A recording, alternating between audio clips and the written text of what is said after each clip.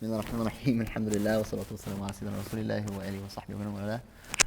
اللهم يا منور يا فتاح نور قلوبنا بنور معرفتك وافتح لنا أبواب حكمتك وانشر علينا خزائن رحمتك إنك على كل شيء قدير.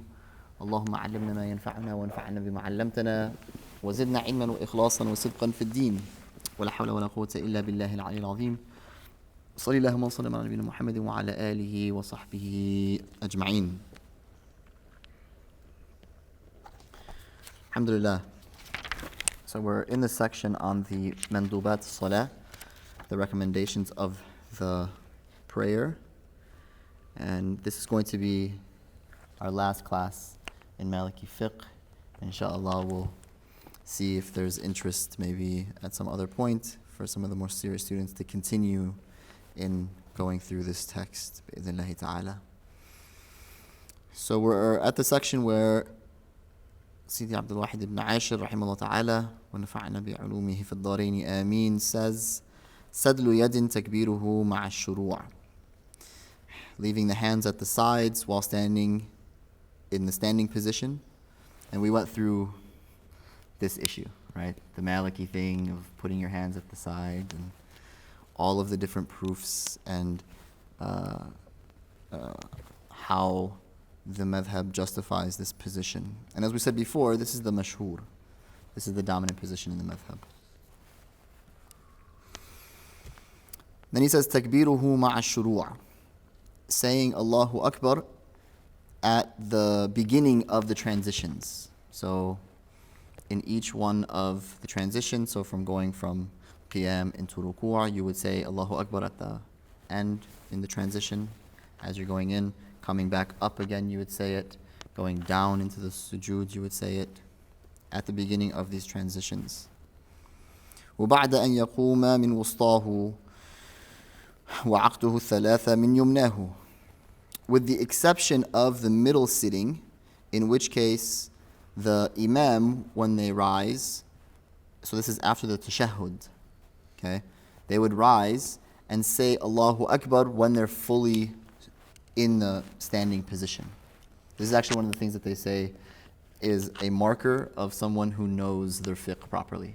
So if you see somebody, at least the ones who are practicing the Maliki madhhab, I'm not sure if this is the same position in the other madhhab, but someone who knows the Maliki madhhab well, when they come up from the middle sitting position into the third rak'ah, they won't say Allahu Akbar until they have fully stood, and then they kind of like wait for a second. One time I saw this happen actually, and I thought to myself, like, did he forget? And he says Allahu Akbar. So, that's what we're looking for in the madhhab. And this is obviously done so that the imam is up first before all of the congregants behind him, so as to be in the lead, which is what they're doing. وَبَعْدَ أَنْ يَقُومَ مِنْ وُسْطَاهُ وَعَقْدُهُ الثَّلَاثَ مِنْ يُمْنَاهُ. And then he says that the tashahhud would look like so. So you have the closing of the three outer fingers of the right hand, okay? And then the thumb lays over, and the pointer finger, as we would call it, okay, lays like this. And the hand is on the side. So in the tashahhud, this is what the Malikis do. Sometimes you'll see it like this. Okay. This is different. MashaAllah. Alaykum salam. Abu Salma. How's she doing? Alhamdulillah. Alhamdulillah. So this is the Maliki tashahhud. All right. And then he says, لَدَى التَّشَهُدِ وَبَسْطُ مَا خَلَى تَحْرِيكُ سَبَابَتِهَا حِينَ تَلَى. During the tashahhud, while extending the other two fingers naturally, so the thumb and the pointer finger, and one would move their extended forefinger slowly from right to left while they recite the tashahhud. But this is slow, so it would look somewhat like this. Okay. There's a difference of opinion. Al-Qadi Abu Bakr ibn al-Arabi, rahimahullah ta'ala, who's the Maliki, said that no, you just leave it. Don't move it. Especially if it's a distraction. This is definitely a distraction. Okay? It's too much. So, you can take any position. And would the moving be in both tashahuds? Yeah. If you were to. Right. Yes.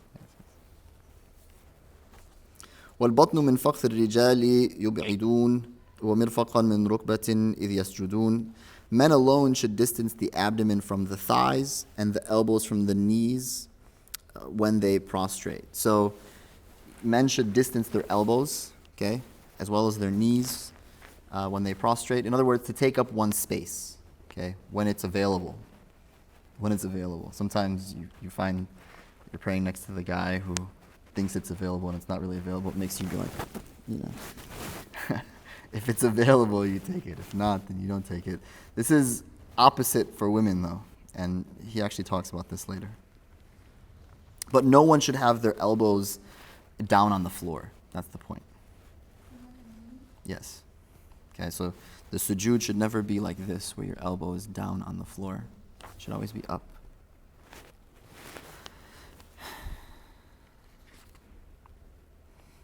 وصفة الجلوس تمكين اليد من ركبتيه في الركوع وزدي. Also adhering to the appropriate sitting posture. So then the sitting, which in the Malikis is the same throughout the prayer, what's known as jalsat al-iftirash. So you have al-iftirash, which is where the left leg comes under the right, and then you sit on your left buttocks, basically. So it looks like this. So you can see my left leg comes under this way, right leg goes over it, okay? And you can do with this, show you like this. With your right foot, you can go down or you can go up like this. I can't do the sitting anymore, so I go down like this. And you sit on your left buttocks like this. And this is for every single time that you sit. In the other madhhab, there's what's known as tawarruk, okay, which is like this. And if you can't do that, then it's like this, okay? The left leg comes underneath the buttocks, and then your leg sits like this. And then at the end, they do iftirash, whereas the Malikis always go into this position. Does that make sense? Yes. So it's always, anytime that they sit in the prayer, it's like that. For those of you online, I don't know what to do, because that would take like some serious gymnastics type moves for me. But, inshallah, when you see, so Sheikh Walid at the retreat, inshallah, you'll see him pray like this. Just watch him for a better explanation. Sorry, Hadir. But that's the julus of the Malikiyah. And then firmly placing the hands upon the knees while bowing. And then he says, add to this, نصبهما قراءة المأموم فيه سرية وضع اليدين فاقتفي, straightening the knees without locking them, so there should be some bend in the knees. And then the recitation of al-Fatiha and a surah when appropriate for the follower behind the imam during a silent prayer. So again, this is recommended. So if you weren't able to do it for whatever reason, you're still fine, because in following the imam, he takes on that element of your prayer for you. And then he says, فَاقْتَفِي لَدَى السُّجُودِ حَذُو أُذُنٍ وَكَذَا رَفْعُ الْيَدَيْنِ عِنْدَ الْإِحْرَامِ خُذَا. So placing both hands at the ear level while prostrating. So they should be here when you're on the ground, okay? And also raising the hands up to the shoulders when saying the takbirat al-ihram. So the raising of the hands for the opening takbir is a recommendation in the Maliki madhhab. You could ostensibly just say Allahu Akbar and start praying. Does that make sense? So take this, as he says. تطويله صبحا وظهرا سورتين توسط العشاء وقصر الباقيين كالسورة الأخرى كذا الوسطى استحب سبق يد وضعا وفي الرفع الركب. Also lengthening the recitation after Surah Al-Fatiha for the Subh and Dhuhr prayers for both surahs, a moderate surah for the Isha prayer, and shortening the surahs for the remaining two. So typically they say that from Surah Al-Hujurat up to Nazi'at is those are the longer surahs, and then the shorter surahs are from Duha to Nas, and then the middle surahs typically like around Surah Al-Buruj, okay, up to Surah Al-Duha. And the reason is because the Malikiyah, they adhere to reciting complete surahs. Imam Malik disliked reciting only a portion of the surah. And in terms of the practice of the Prophet, that's actually not substantiated. I think it was Imam Abu Hanifa who took the ruling from the Quran itself. Forget the verse that he extracts it from. The idea of like only reciting a few ayahs, for example, in a surah or something like that, is disliked in the Maliki madhhab. How do Maliki countries do Tarawih? Yeah, finish it out. and this is for the fard prayers, right? So, yeah. But that's why typically you'll find that when you're praying with Malikis who are leading the prayers, they use the shorter surahs. And it's mustahab anyways that you're reciting from the shorter surahs. You know, you have people in the gathering, they're old. You know, some people have a hard time holding on to their wudu. Some people have a lot of issues, particularly when you're getting into like really big congregations. The Prophet ﷺ, anytime that he heard a baby cry, would get through the prayer quickly, right? So, and this shows us the kind of emotional intelligence of the situation.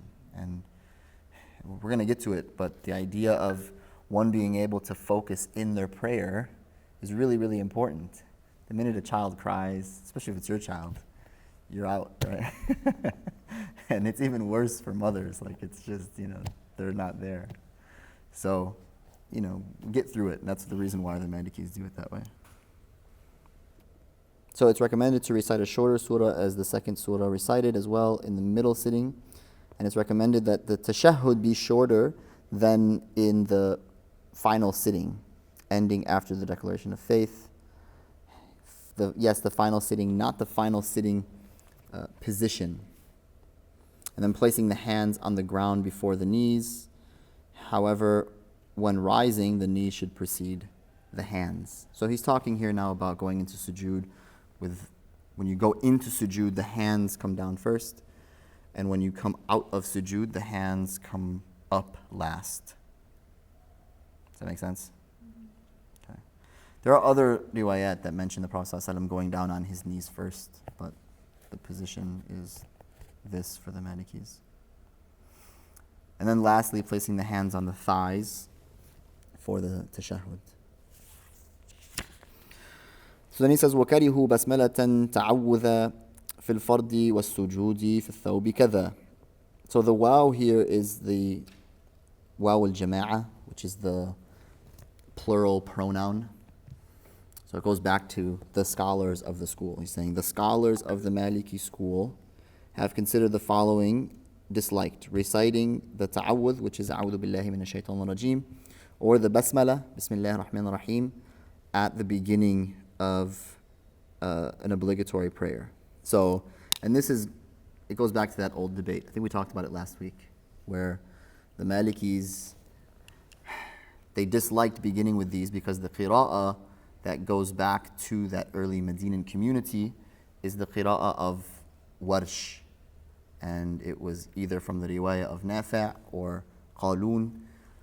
And in that recitation, the basmala is not an ayah in Surah Al-Fatiha. It's not like the first ayah is Bismillah ar-Rahman ar-Rahim, and the second ayah is Alhamdulillahi Rabbil Alameen, ar-Rahman ar-Rahim, so on and so forth. For Imam Malik, the first ayah is Alhamdulillahi Rabbil Alameen. So there's a difference of opinion. For the Malikis, the only basmala in the Quran is in Surah. Does anybody know?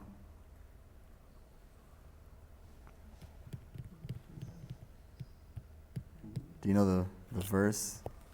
No, Surah Al-Naml. Yeah. إِنَّهُ مِن سُلَيْمَانَ وَإِنَّهُ بِسْمِ اللَّهِ الرَّحْمَنِ الرَّحِيمِ. Right, Surah Al-Naml. Now, Imam al-Dardir said that it's fine if an imam was going to recite Bismillah ar-Rahman ar-Rahim at the beginning for khuruj al-khilaf, to get out of differences, and potentially you might cause like a fitna in the community if you were to recite Alhamdulillah Rabbil Alameen. You're with a group of like Shafi'is, hardcore from like Eritrea or Somalia, sometimes even Egypt in certain places. And if you don't recite Bismillah ar-Rahman ar-Rahim at the beginning, you're gonna people are gonna flip out, right?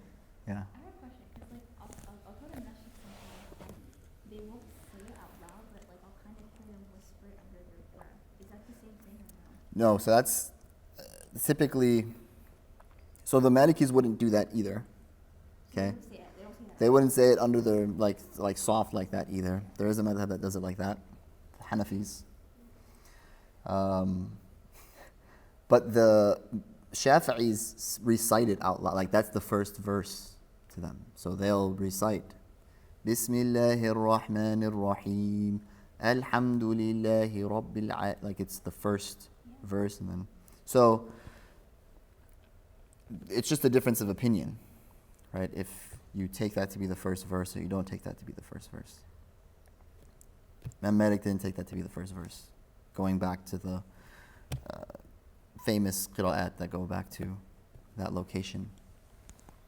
Now Imam Abu Hanifa doesn't take it to be the first verse either, but in the prayer you still begin with the du'a al-istiftah, so there's like an opening du'a to the prayer, and then you even can begin by saying A'udhu billahi minash shaitanir rajeem, I believe, and then Bismillah ar-Rahman ar-Rahim in like a soft voice, and then when you begin to recite out loud, you begin with Alhamdulillahi Rabbil Alameen.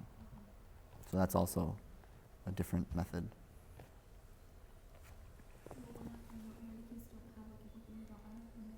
Not in the fard prayer, no. And that's also, talking about khuruj an khilaf, like this is what happens. I went to a masjid once, and this is actually a pretty open masjid. Like they know that there are differences and they're cool. Very kind of Ahl Sunnah vibe in there. And so I begin, and I told people after the khutbah, like, look, I'm a Maliki, I'm going to do one taslim, sorry. Like, it's okay, we're all good here. Everybody's Sunni. And, people were good. Now, what I didn't tell them was that we also don't have dua istiftah and all of that stuff. Like, so when I say Allahu Akbar, I go, right? So it's just Allahu Akbar, Bismillah, and then I'm in it, right? So the guy comes up to me, so it's like an older uncle after the prayer. It's like, thank you for today, but can I just tell you something? It's always the worst. Like, that's the opening line of like, you're about to get it. I said, yeah, sure. He said, you didn't give me any time for my dua al-istiftah. I said, yeah, I know, Uncle. We don't do that dua al-istiftah. He said, no, you have to do it. I said, no, the Malikis don't do it. No, he said, no, it doesn't matter. You just do it. I didn't, at that point, I'm just like, okay. Sorry. Like, I'll do it next time. I'm sorry. He's like, yeah, it's good. And he walked away. And he was somewhat upset, but But this is what happens. If people don't know what you're doing, they can really feel like this is a contentious issue for people. You're challenging the way that they know the tradition. So for reasons of khuruj an khilaf, just malish. And this is one of the principles in the Maliki madhhab, by the way. It's one of the known things that the Malikis brought in terms of how they did fiqh, which was mura'at al-khilaf. We talked about it in the beginning of our class. If there's an issue of khilaf and you know that one position is going to cause a fitna, it's incumbent upon you to not use that, particularly if it's something that there's khilaf. You can use the other opinion and not cause discord in a community, because unity in a certain sense is more important than that.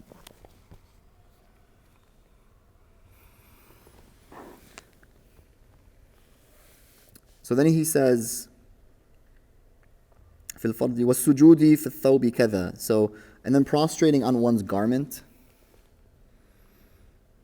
كور عمامة بعد كمه وحمل شيء فيه أو في فمه. On the fold of one's turban or on part of one's sleeve. So the Malikiyya disliked that one wouldn't prostrate on the bare ground unless there's a need. Like if the ground is like super hot or super cold or there's, things there.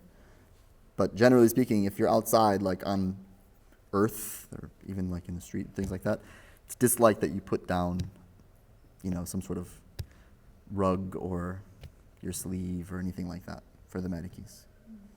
Again, take this kind of like, don't put your head in things that you don't know what it is. Like it's better, prayer rugs are good, right? Like that's not what we're saying here. But generally speaking, no, the Malikis, they pray on the bare ground if there's no reason to not. All right? And then he says carrying anything in one's sleeve or having something in your mouth. So like gum. If you're storing gum in your mouth, the prayer is still valid. It's just disliked. Okay. If you eat something in the prayer, it invalidates the prayer. Right. So, I don't know. You start your prayer and you like start eating a taco or something. You're done. Right. But if there's food left over, you just ate. There's food left over, and you swallow something. That's fine. That's not the same. Is there an amount that's mentioned for how much you have? So you it's more about active eating versus like,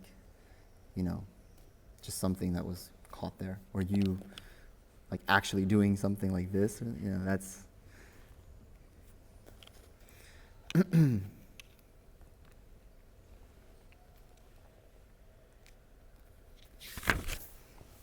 قراءة لدى السجود والركوع تفكر القلب بما نافي الخشوع.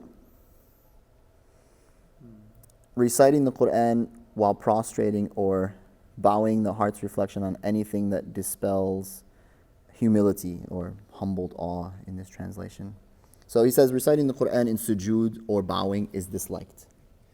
And so really the Quran being recited is something that's just done in the qiyam position while you're standing. This doesn't include, by the way, the du'as of the Quran. Like the du'as of the Quran are fine.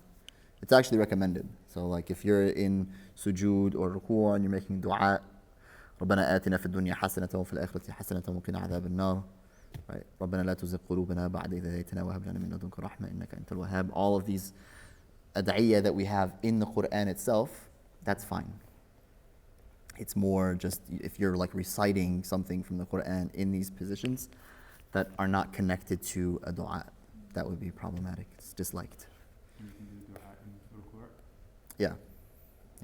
And then he says reflecting on anything that takes one out of being conscious of the prayer or in the prayer. The Prophet ﷺ said, لَيْسَ لِلْمَرْءِ مِنْ صَلَاتِهِ إِلَّا مَا عَقَلَ مِنْهَا. لَيْسَ لِلْمَرْءِ مِنْ صَلَاتِهِ إِلَّا مَا عَقَلَ مِنْهَا. That one doesn't benefit from his or her prayer except for that which you're conscious of. What does that mean? It means that if you're conscious of what it is that you're saying and you're reflecting on it and you're really in it, that is of immense benefit to you and you will reap the benefit. If you're reciting and you're thinking about like what you're going to eat for dinner tonight and the bills that got to get paid and oh man, did I forget my computer somewhere? And I wonder how computers are made. Oh, that's interesting. It's always those points, right? It's just like, the questions come and you're just like, yeah. Somehow Steve Jobs is like on the mind now and you're thinking about Apple products and you're like, whoa, it's the third rak'ah, right? What happened to the last two? Well, the last two are gone, right? So does that mean you don't pray the prayer until you're able to focus? No, you still have isqat al-wajib that has to get done. Like you have to fulfill the obligation upon you. But did you actually reap any benefit? No. There's actual scientific evidence, by the way, to show that the brain actually can indicate to us when one has been focused and conscious in their prayer versus when they're not. So there are like physiological implications to all of this. For example, there was a test that was done by a friend of ours who has a television show. He basically prayed a prayer, okay? They did a scan on his brain while he was praying the prayer. And he prayed it like with radioactive material that came in, like brain scan. Okay. So he prayed the prayer, all right? And the first time that he prayed it, he just kind of like went through it, was thinking about other things, and that was it. They did the scan, and it showed absolutely no difference before he was praying and while he was praying. Like the brain in general, there was nothing that lit up or nothing. It was the same. Then he did a prayer where he tried to have as much khushu' in the prayer as possible, okay? And the brain like lit up, right? There was like huge implications to him being conscious in the prayer. It actually said that the frontal lobe died down, so like there wasn't as much action happening, okay? Which then triggered an area of the brain that induces submission, right? Which is really amazing. But even the brain itself, right, can put itself into a state of submission when you are doing a prayer like that. And the other areas that lit up are the areas, for example, of like, releasing toxins into the body, for example, that bring about good feelings, feelings of compassion, mercy. It's amazing. So in other words, all of this stuff, we knew what we knew of it just from what the Prophet ﷺ told us. And then to see that it actually has like these types of physiological implications is really amazing. So pray, if you're praying, pray it, right? We can get really lost in this, where we're just kind of praying to try to get rid of the prayer and then like move on with our life. Don't do that, right? And this is a reminder really to myself more than anybody else. Pray the prayer. Could you repeat the hadith one more time? Yeah, he says, ليس للمرء من صلاته إلا ما عقل منها.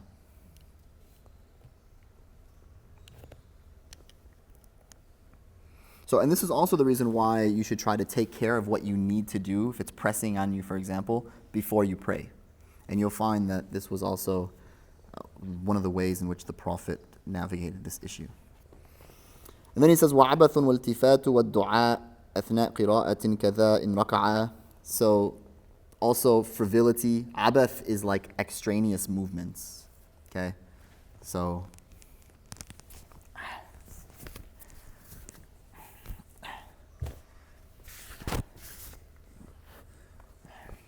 you're out of your prayer at this point. Like, you're not even, So, stay still. And if you're going to be moving because of necessity, then you make the move and you go straight back down. The yawn, if you yawn, okay, you put your left hand over your mouth like this and go straight back.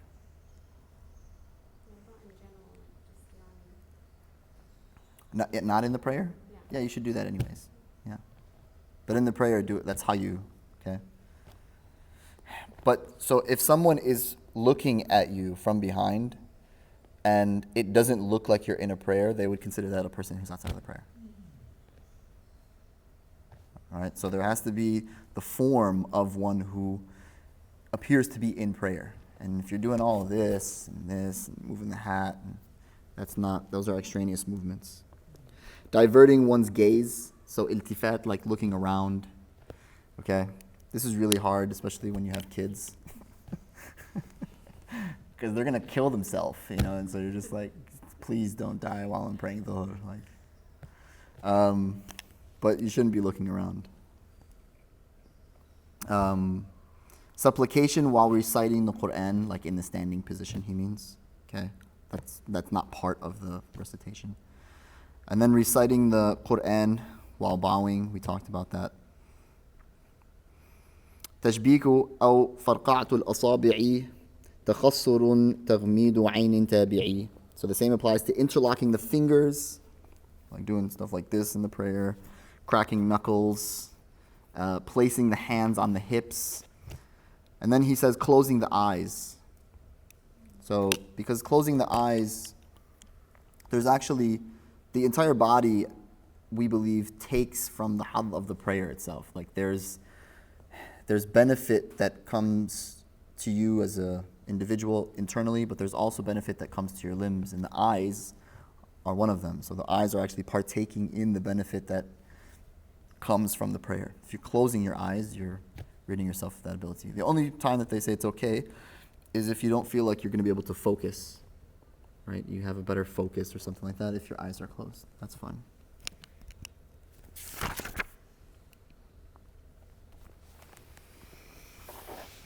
So now he says, فصل وخمس صلوات فرض عين وهي كفاية لميت دون مين. So section, to pray 5 prayers each day is an individual responsibility upon every adult Muslim.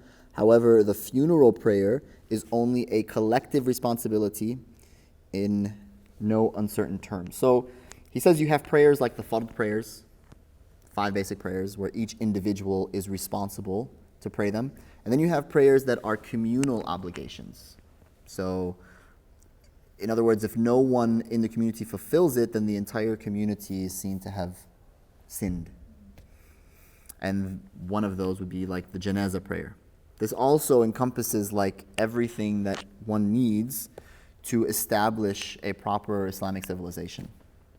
So it's fard kifaya, it's communal obligation to have theologians in your community to be able to answer the questions of the community and to refute the obfuscations that would come to them. It's fard kifaya that you have people who can lead prayers, memorize the Quran, and can actually do that for you. It's fard kifaya that you have people who are doctors, who can take care of the needs of the sick in the community. It's fard kifaya. So all of these things you can continue, right? Engineers and people who understand like urban planning, and list goes on, right? So there are some obligations that are individual responsibilities, some obligations that are communal responsibilities. And in terms of the prayer, as he says here, we have what is known as the janazah prayer. So one of the main elements of fulfilling communal needs is going to be burial rites, right? So he goes into it and says, فروضها تكبير أربعا دعاء وَنِيَّةٌ سَلَامُ سِرٍ تَابِعَةٌ. The funeral prayer's obligations are 4. You have the takbir, 4 takbirs, where raising one's hand only at the opening takbir. So you begin, okay, Allahu Akbar, and there are going to be 3 other takbirs after that one, 4 in total. And then there's supplication for the deceased, a dua. Okay, and there are many different types of ad'iyah that one can make. اللهم اغفر لحينا وميتنا وشاهدنا وغائبنا وصغيرنا وكبيرنا وذكرانا وذكرنا وأنثانا اللهم من أحييته منا فحيه على الإسلام ومن توفيته منا فتوفه على الإيمان اللهم لا تحرمنا أجره ولا تضلنا بعده. Is one, for example. All of us should try to memorize this one. If you don't know that one, you could say simply just Allahumma ighfir lahu. Oh Allah, forgive them. If it's a woman, Allahumma ighfir laha. And then there's niyyah at the outset. And then followed by a taslim, salam, which is silent, right? Unless you're the imam. Okay, and again, it's just one. Assalamu alaikum. So this prayer has no prostrations. There's no bowing. If there is an imam who's going to lead the prayer, then he should stand at the front, and he'll put the body at the front of him. So in front of him then is where the body is. And the face of the deceased should be facing the qibla. Okay, and the body is leaned on the right side, which means then that the head is going to be to the right of the imam. Okay? So between each takbir, the imam and the followers in the Mālikī school just make dua. Alright? Unlike the other schools where, they stipulate, for example, Surah Al-Fatiha, the Mālikīs don't stipulate Surah Al-Fatiha. Some of them said on the basis again of khuruj an khilaf, taking one outside of differences, that it's good to recite Surah Al-Fatiha in certain scenarios. And that's fine. And the Fatiha has a dua in it anyways, right? Ihdina Sirat al-Mustaqim. So that's fine. In the other madhhab, the one that we probably know really well, you begin with Surah Al-Fatiha in the first rak'ah. The second rak'ah you do the Salat al-Ibrahimiyya. And then the third rak'ah you do dua for the deceased. And the fourth rak'ah is just a takbir and then a taslim. Okay.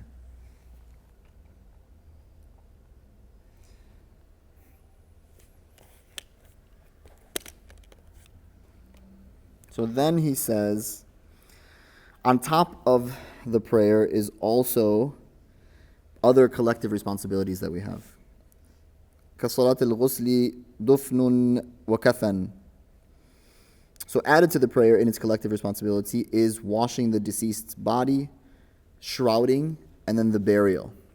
Now, in all cases, the Sharia calls for the burial of the body to happen as soon as possible, and then preceded by a simple ritual bathing, and then a shrouding of the body, and then lastly the salah.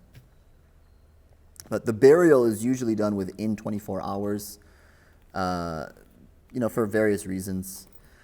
The only exception is in the case that one person was killed, or when there's foul play, for example. In those cases, it's important to determine the cause of death before one does the burial. So that might extend the time period. Yeah. So likewise, it's disliked to move the body from the city in which it dies? Correct. You should try and bury the body as close as possible. And again, this is simply on the merit that the Prophet ﷺ instructed us to hasten to bury your dead. In other words, that we know from a sort of a metaphysical perspective that the soul is somewhat in agony until it goes through that process. So you want to get that process done ASAP. So this whole idea of like sending the body overseas and all that stuff, there's a lot of complications that come with that. It's a larger discussion, but just know that there's a lot of complications that come with that. And I don't know the legalities around it, but I've heard that that necessitates things like embalming and whatnot, which now you're talking about issues of impermissibility, right, for Muslims. So, yeah. What's the ruling on Women women going to funerals? Or women going to going to funerals? There's ikhtilaf. The majority of the ulama say that it's completely permissible. Yeah. So is it required? Required? No. Remember, this is a collective obligation on the community. So then, but are there schools of thought that say women aren't allowed to go to funerals? There are. Yeah, it's a minority opinion, but it's there. And we know it because Saudi Arabia has, I'm just keeping it real. It's like I'm too tired and, I'm done trying to like sugarcoat these things. Saudi Arabia took the minority position and told women not to go. It's a position in the madhhab, Hanbali madhhab. But, it's problematic, obviously, for many Muslims. Problematic for me. I think it's ridiculous. But they have their reasons and khalas, whatever. Yeah. So if you are stuck between choosing to bury your loved one either in a grove that's like solely Muslims and it's like a little bit further away versus one where it's like... That's a good question. Yeah. I mean, you want to be buried with the Muslims, so that's fine. I mean, if it's like, you're talking about a couple hours difference or maybe a delay that's like half a day or whatever the case may be, to be buried with Muslims, that's definitely the preference. Yeah. Now, the entire process is somewhat of it's a process. Has anybody been around someone who passed away in front of them? Okay, so there's sometimes they pass away and their eyes remain open what you want to do is close their eyes. And usually it's just as easy as just moving your hand over their eyelids, close their eyes. The jaw sometimes is open. You'll find that, at the end of life, they're kind of like this. And it just stays open. Okay, so you also want to close the jaw. Sometimes this is very hard because the jaw locks. If it did lock, it's okay to bind the lower jaw to the head with like a string so it doesn't stay open. And from there you want to get the body ready for ghusl, the ritual bathing.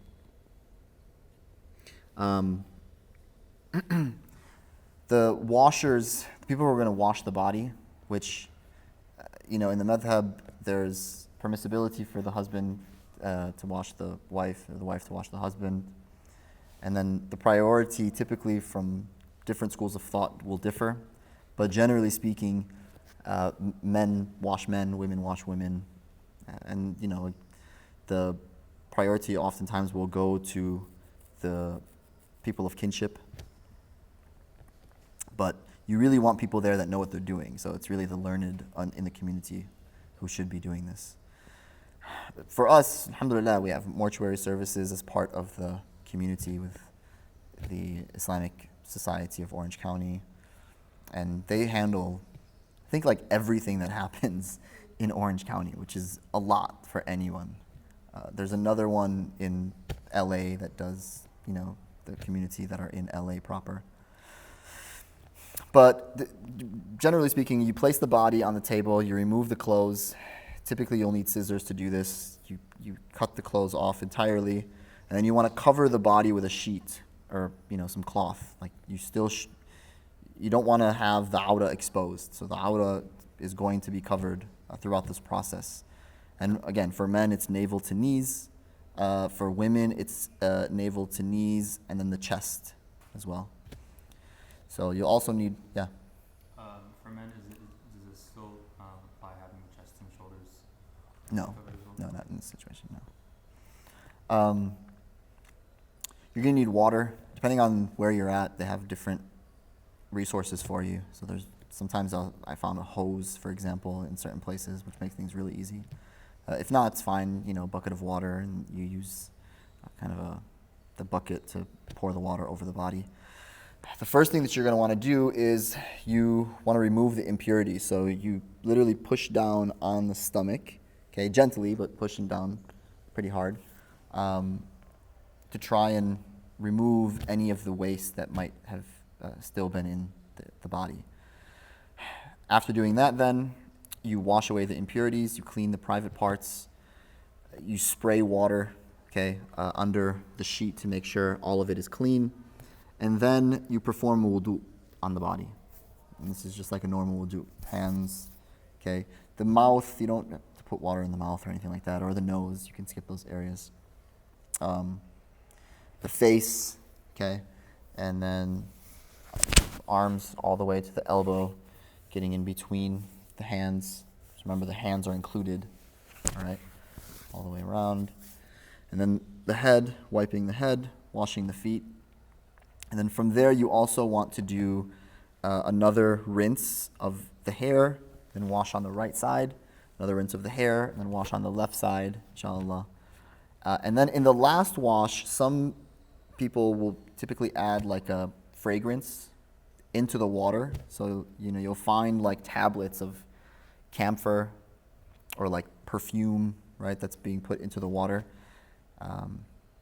And so you put that in a separate container and you'll wash the body the last time with this water.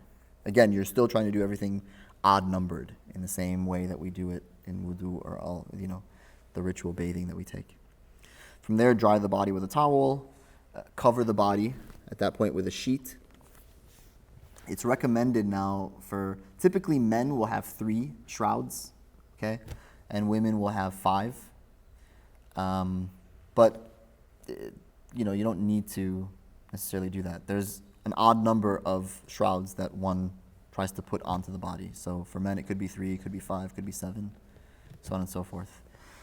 Usually, the way that it's done is that you wrap kind of in the same way as when we go to Hajj. You have the qamis on the top, and then you have the izar on the bottom that you wrap. and then there's one long shroud that covers the entire body, and then you tie from the top near the head, and then you tie a bow near the legs. So that would be 3. And then, like I said, sometimes they put more, like they'll put a turban on the head. It's recommended. So if there's a turban, that would be 4. Then you put like another like waist garb around him. For women, typically, they have the exact same thing, and then there's a waist, and then one around the hair, and then one around the breasts, the bosoms. And then typically, you also then want to perfume the body at that point. So you'll take some type of perfume on the actual body itself. They'll tell you to, place it on the limbs of the body that are typically the ones that hit the ground in sujood. So like on the palms and the forehead, the knees, feet. And then also you can put some on the actual cloth material itself. And then the body would be ready for prayer and burial at this point. Allah.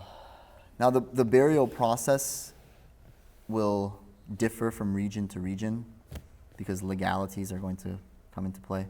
Here in Southern California, I think it's illegal to bury without a coffin. I think it Depends. I think you can get permission to do so in certain Okay. places or graveyards. So generally speaking, there are certain areas though that will require you to have a coffin. There are maybe others that don't require you to have a coffin. So then what do Muslims do? If it's illegal for you not to have a coffin, then khalas. There's la ba's, as they say. It's okay. But generally, I mean, what you find in the books and what we should be advocating for in our communities is that we don't get buried in coffins. All right? Rather, the way that we typically get buried, as is mentioned in the text, are what's known as a shaq, or the other format, which is known as lahd. Okay? So, lahd is basically a space that is dug to the bottom side of the grave. So you dig 6 feet directly down, and then you dig across. And the across would be the area of the qibla, i.e. like if the qibla is this way, okay, you dig this way. If it's that way, then you would dig that way going across. And then you place the body directly in this enclosure on its right side, facing towards the qibla. The face would be facing towards the qibla on its right side. Okay? And then typically you want to make sure to sealing off this area.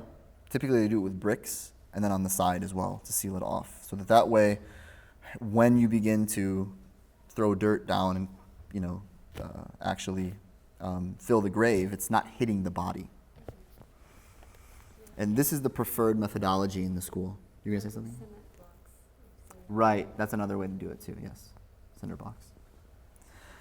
The other way to do it, so this is the preferred method in the madhhab. The other way to do it is what's known as a shaq, which is like a trench, where you dig a space to house the body at the bottom of the grave.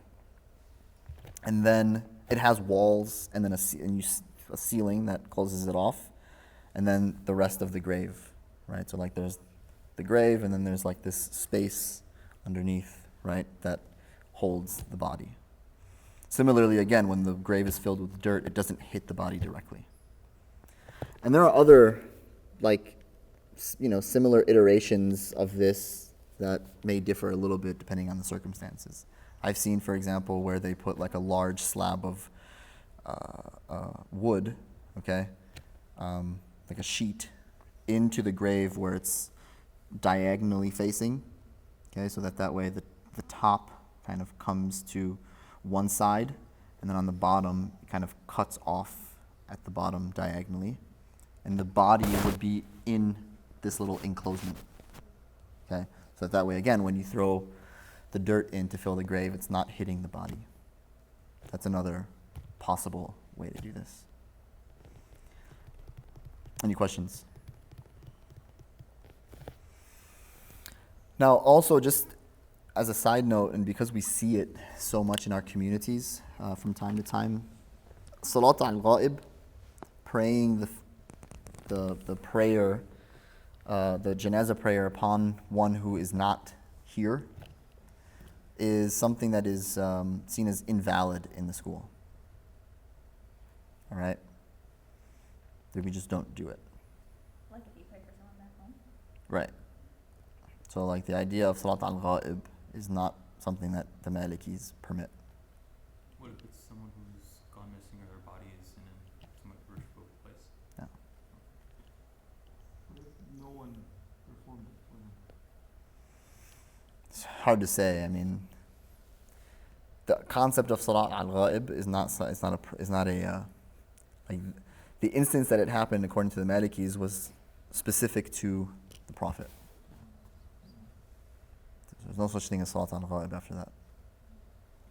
What are the conditions? How many people should attend at minimum the funeral prayer? Is it just one person? Well, it's the same as a prayer. So Just use mouth. yeah.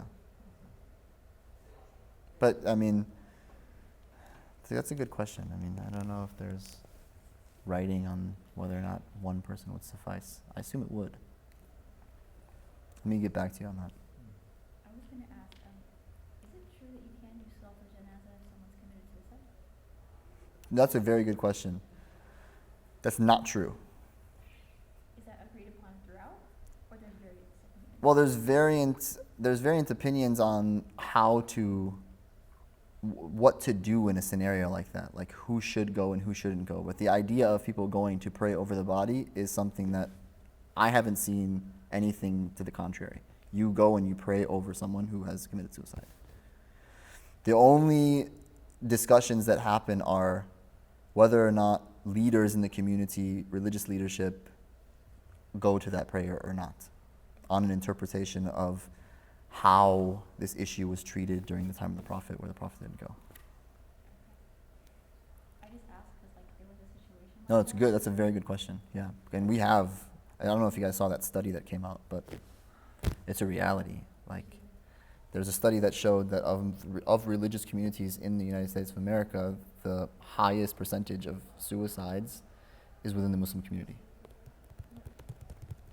I just asked because we went to a janazah and I was confused why they were doing it. And I think they said that the parents lied on how the kid died. Because we were told you're not supposed to do salat janazah for someone who's committed suicide. Yeah, it's not true. It's not true. You still do it. And today there's a whole lot of discussion that goes on in terms of how mental health implicates these issues. I mean, we know that the mukallaf is one who's baligh aqil. So sanity is a condition for moral culpability. If it's shown that this individual had really serious clinical issues, which oftentimes they do, would we put them in the same category even? So there's so many variables to this. Now, I'm not saying that everybody who does that is somehow within that category either. There's extremes on either end where everything has become a clinical issue. It's not true either. Suicide is haram in our religion, and there's no exceptions to that. But in terms of praying over them, you still pray over them, yes. And the way that this issue is treated also needs to be done properly. We've neglected it. Someone who doesn't identify as Muslim, but their family is Muslim. Yeah, so that goes into somewhat of a theological issue that has fiqhi implications to it. So the testimony being a testimony that was taken amongst two witnesses is sufficient for one to say that this individual was a Muslim. So, and if we know that this individual was part of the community, then khalas. The only way that you could take that individual outside of the fold of Islam is if they publicly were known to have gone outside the fold of Islam. If he was talking to you about some stuff one day because he was mad or that kind of stuff, that's not what we're talking about. Right? So And this is also a very important point. Let me just wrap up really quickly because we need to get done with this section.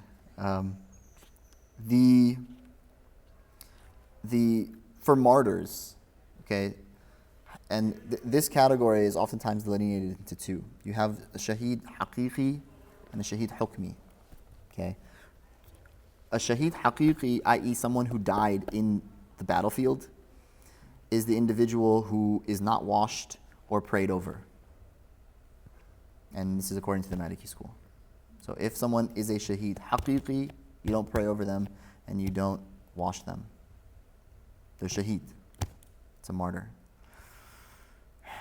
If they're a Shaheed Hukmi, i.e. there are other types of individuals and circumstances that the Prophet ﷺ said if one dies in this situation, they're Shaheed, they're martyrs. Like in a car accident, traveling, if drowning in a fire, during a pandemic, right? These kinds of things.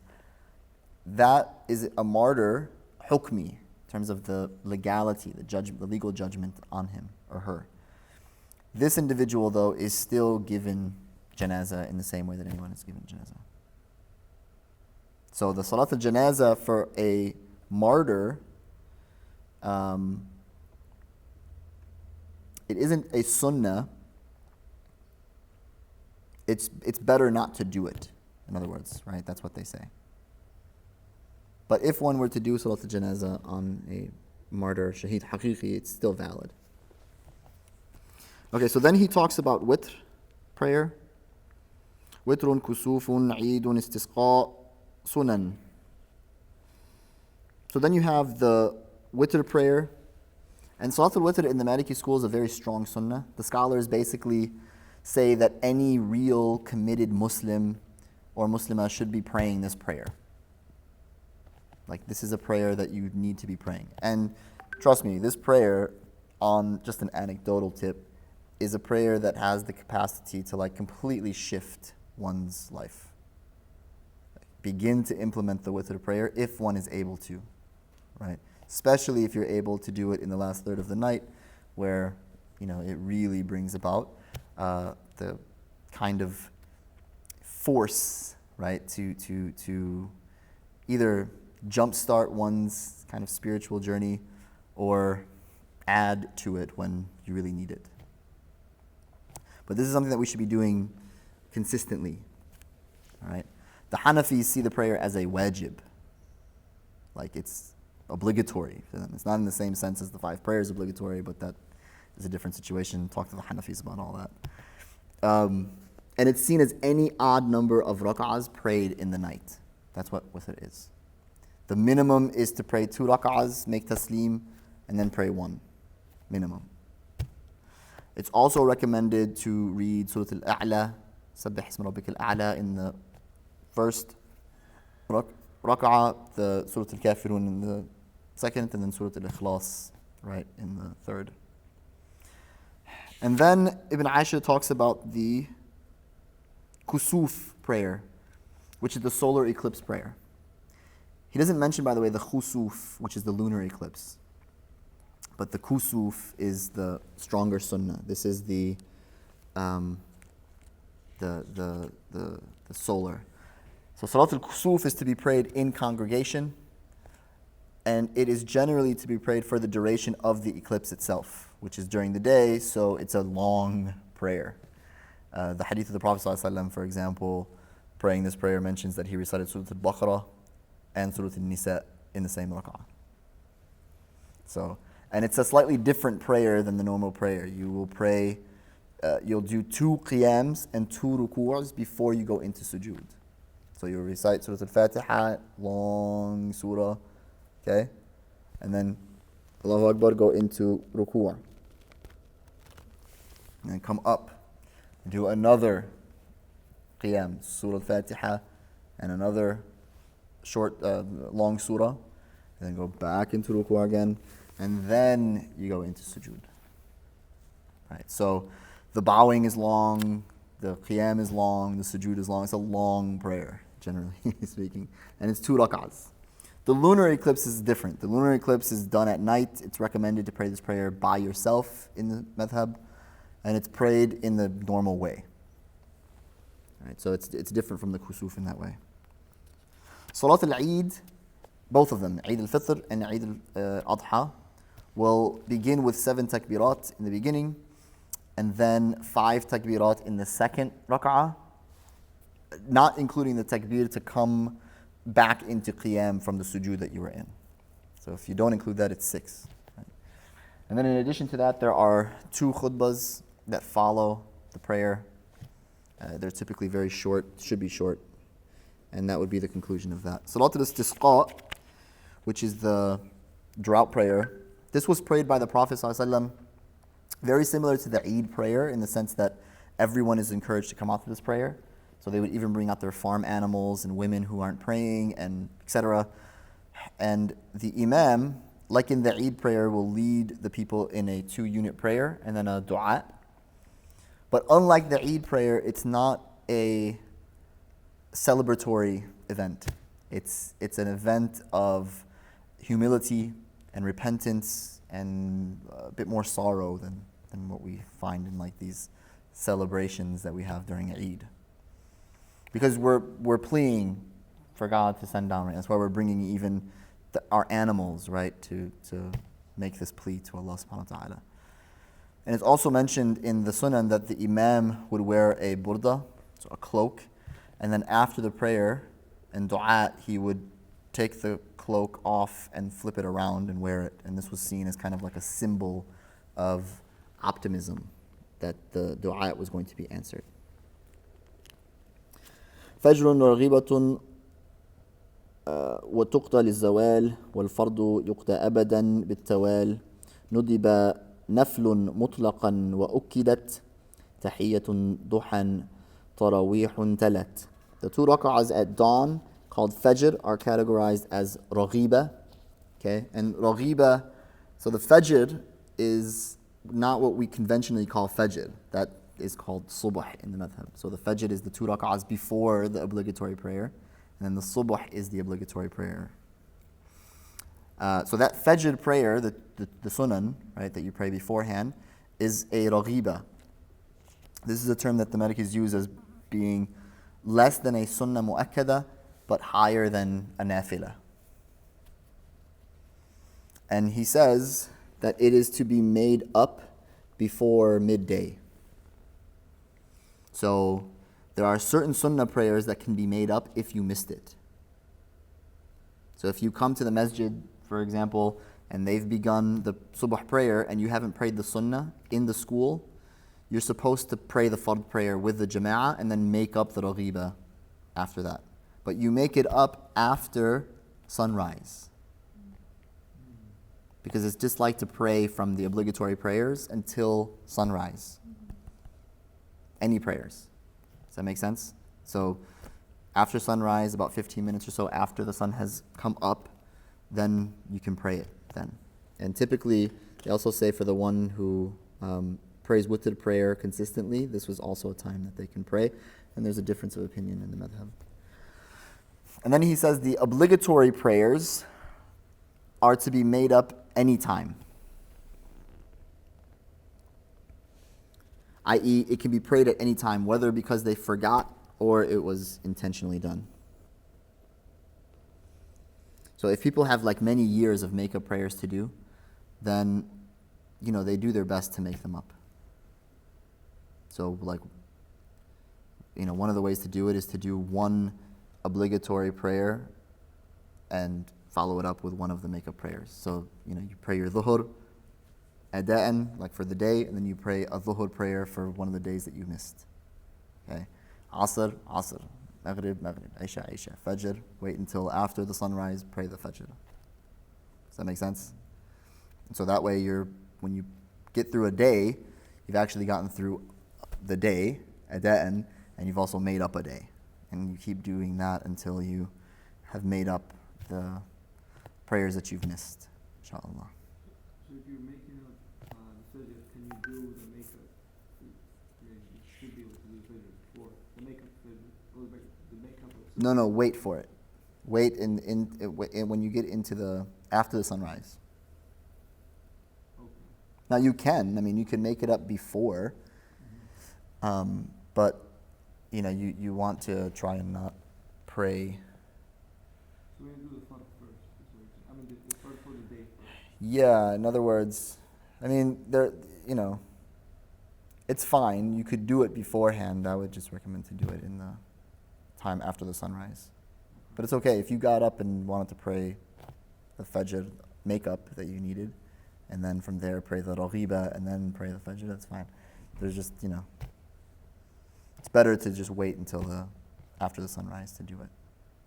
So like during the Duha time period, that's when you would pray your Fajr makeup prayer. And there's other ways. I mean, if there are 5 prayers or less that need to be made up, then they say that you need to make them up in that order. Okay? If there's more, then the order isn't necessary. So, if you have like 2 years of prayers that you're making up, you can pray like 15 Fajrs, one after the other if you wanted to. No problem. Just make sure that you're like calculating all of it. Make it crazy after a while. So, and be easy. Like the way to do it is slow and steady. Slow and steady wins the race. So then he says that the nafilah prayers are always recommended, except in the times that it's disliked, but especially during certain times. And then he goes into talking about those times. Tahiyyatun, duhan, tarawihu, talat. So the entering the mosque before sitting down, okay, tahiyyatul masjid, except the masjid in Mecca, where the tahiyyatul masjid is actually just to do tawaf. You don't do 2 rak'ahs tahiyyatul masjid when you enter into the Masjid al-Haram. Also, if you come into the Friday khutbah after the khutbah has begun in the Mālikī madhhab, you sit down. You don't pray the prayer. Or after you've prayed Ashir and you walk into a masjid, okay, you don't pray until Maghrib, that time period, you don't pray. And then the duha prayer, okay, so this is a prayer after the sunrise. It could be 2 rak'ahs, it could be 4 rak'ahs, 6 rak'ahs. It's 2 to 8 typically, or more even.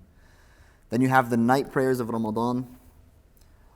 Across the board of the madhhab, these are 20 rak'ahs. There's 20, all right? Imam Malik would do 36. Why? Because there was a competition with the people of Mecca. There was always a competition with the people of Mecca from the people of Medina. But what they saw was that in the people of Mecca, they would pray 4 rak'ahs and then do tawaf. And then come back and pray another 4 and then do tawaf, up to the 20. So the people of Medina said, so what are you going to do? So he said, okay, well, for every 4 rak'ahs, we'll pray 4 rak'ahs. So you interject then 4 separate 4 rak'ahs, okay? 16 plus 20 is 36. That's where they got that. Now also Imam Malik said that one can pray in their homes, and that it's actually better to do so long as the taraweeh is being established in your municipality, like in the masjid of your area. If not, then no, it's better to go establish it in the masjid. وقبل وتر مثل ظهر عصري وبعد مغرب وبعد ظهري. And then he says, before the witr, so this is the shaf', 2 rak'ahs, and then you have 2 to 4 rak'ahs before and after dhuhr of, these are what are known as the rawatib in the madhhab, okay? Nafilah prayers. 2 to 4 before and after dhuhr, 2 to 4 before asr, 2 to 6 after maghrib, what's known as salat al-awabin. You might hear it called salat al-awabin. And then any number after Isha. بإذن الله تعالى. هذا وصلى الله وسلم على نبينا محمد وعلى آله وصحبه وسلم. So we're going to end here, inshallah. And like I said, this is our last class on Mālikī Fiqh for now. And maybe we'll pick it up at some point, inshallah. But that's sufficient for one to begin to practice properly. We went through all of the things that are quite necessary for beginners, right, in establishing themselves in the madhhab. Inshallah, the next class that we'll do will be something that is in theology. So, going back to what I do. And inshallah, I think it'll be good, because I think it's quite needed right now. Barakallahu feekum. Yeah. I had a question going back to the timings of Salah. Yeah. So for Dhuhr and Maghrib, if you enter into the Dhuhri time and Asr or Isha has entered, you pray the Dhuhr or the Maghrib. Is it, would it be somewhat incumbent upon the person praying, perhaps not legally, but just out of preference, to then pray both consecutively? If you're in Waqt Mushtarak, you can. Like where we are right now, I think we're close, right? What time is it? 8:24. So we need to pray. But like if you've missed Dhuhr, it's Asr time now. Yeah. So now you gotta pray Dhuhr. Yeah. No, you don't. So you don't. You don't have to pray the Asr prayer if that's what the question is. It wouldn't be like disliked to get up and then do something and then pray Asr later. No. With an Asr. Because remember the two delineations of daruri and ikhtiyari. So in terms of the dhuhr in that time period, you're in daruri. But you're not in daruri for Asr. So you're fine.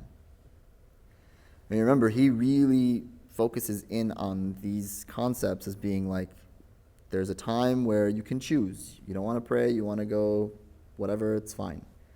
But you will get to a time where you don't have a choice anymore. Anything that you do at this point that is not praying the prayer is haram. There are certain exceptions. One of them, for example, is what we've done where we extended the time in Maghrib. Generally it's disliked, but because we're doing a dars, it's sufficient. Wallahu ta'ala a'la wa a'lam wa barik. Sallallahu wa sallam ala nabiyyina Muhammadin wa ala alihi wa sahbihi wa sallam.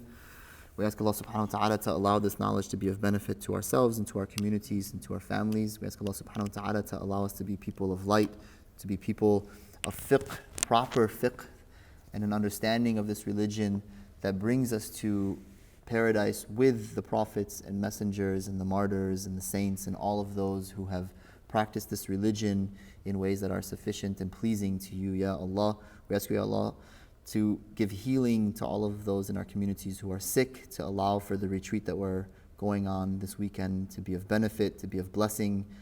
اللهم أنزل علينا السكينة والطمأنينة والسلام واقضي حوائجنا يا أرحم الراحمين وصلى اللهم وسلم على نبينا محمد وعلى آله وصحبه أجمعين بسر الفاتحة بسم الله الرحمن الرحيم الحمد لله رب العالمين الرحمن الرحيم مالك يوم الدين إياك نعبد وإياك نستعين اهدنا الصراط المستقيم صراط الذين أنعمت عليهم غير المغضوب عليهم ولا الضالين.